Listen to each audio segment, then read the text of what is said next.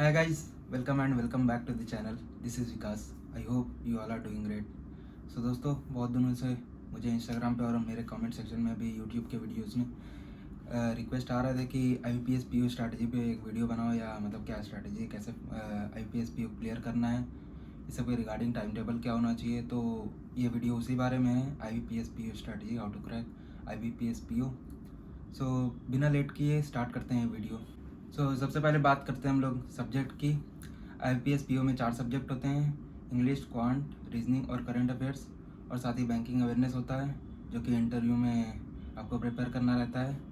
तो सबसे पहले बात करते हैं इंग्लिश की।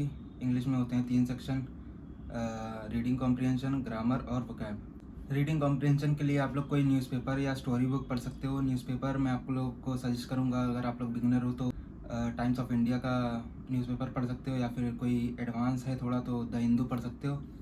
और साथ ही ग्रामर के लिए आप लोग 120 rules of grammar Nimisha Bansal ma'am का कर सकते हो, जो कि यूट्यूब पे अवेलेबल नहीं है, आप लोग को ऑब्वियसली सब्सक्रिप्शन लेना पड़ेगा।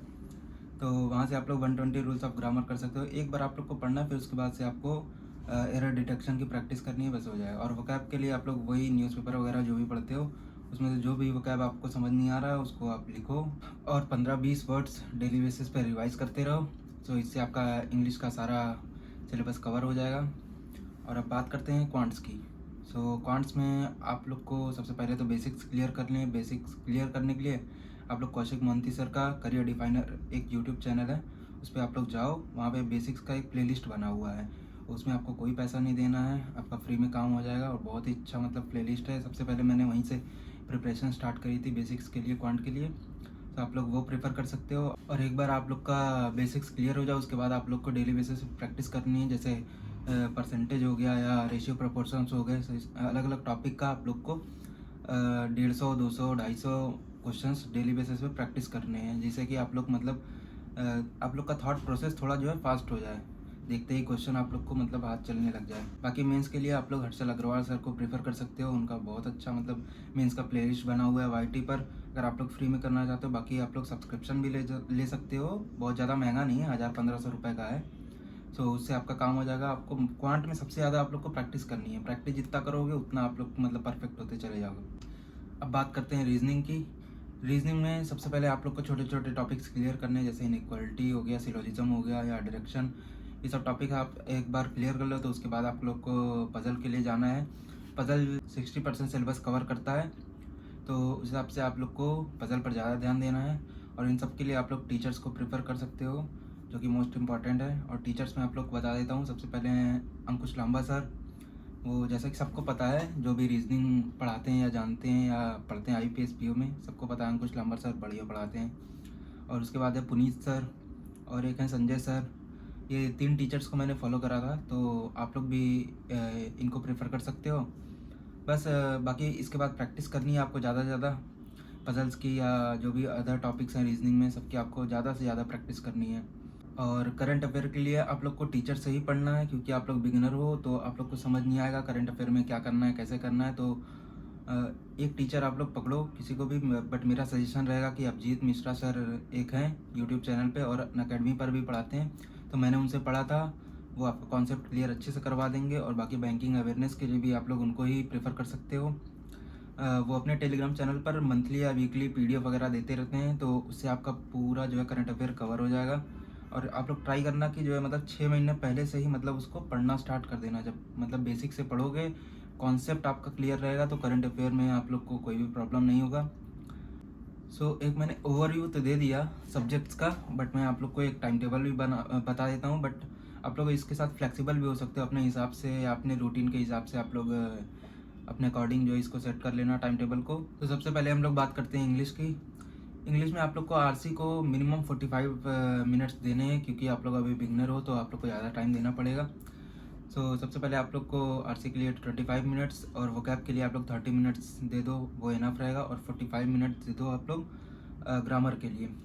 ऐसे आप लोग 2 घंटा डिवोट कर सकते हो इंग्लिश के लिए। और क्वांट के लिए मैं सजेस्ट करूँगा आप लोग ओवरऑल 2.5 आवर्स दो, क्योंकि आप लोग का बेसिक भी क्लियर करना रहेगा, प्रैक्टिस भी करनी रहेगी, और साथ में मॉक टेस्ट भी देना रहेगा। मॉक टेस्ट का मैं बताता हूँ आप लोग को। और रीजनिंग के लिए आप लोग को 2 आवर्स देने हैं। जिसमें आप लोग का प्रैक्टिस रहेगा और बेसिक्स वगैरह क्लियर करने रहेंगे, क्योंकि पज़ल में थोड़ा शुरू में ज़्यादा टाइम लगेगा, तो दो घंटे इनफ रहेंगे। और बात करते हैं करंट अफेयर्स की, तो करंट अफेयर के लिए आप लोग को 1.5 आवर्स मैक्सिमम रहेंगे। उसमें आप लोग पीडीएफ भी पढ़ोगे और वीडियोज़ वगैरह भी देखोगे, जिससे आप लोग का कॉन्सेप्ट क्लियर होते रहेगा। और आप लोग को बैंकिंग अवेयरनेस के लिए भी 30 to 45 मिनट्स जो है देने कंपलसरी हैं। अगर आप लोग शुरू में वो दे देते हो तो इंटरव्यू के टाइम आप लोग को थोड़ा अपर हैंड रहेगा। सो ये था ओवरऑल टाइम टेबल। अब हम लोग बात करते हैं मॉक टेस्ट की। सो मॉक टेस्ट को बहुत लोग इग्नोर करते हैं, बट मॉक टेस्ट हमारे प्रिपरेशन का सबसे इम्पॉर्टेंट पॉइंट है।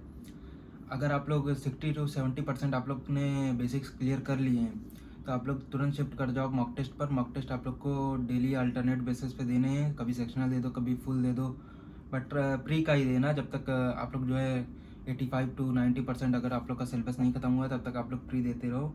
सेक्शनल वगैरह भी आप लोग को लगाने हैं अल्टरनेटिव बेसिस पे। और उसके साथ ही आप लोग को उसका एनालिसिस भी करना ज़रूरी है, क्योंकि आप लोग एनालिसिस नहीं करोगे, आप लोग की गलतियाँ पता नहीं चलेगी, तो आप लोग उस पर काम नहीं कर पाओगे, उसको इम्प्रूव नहीं कर पाओगे। मॉक टेस्ट और एनालिसिस बहुत ज़रूरी है।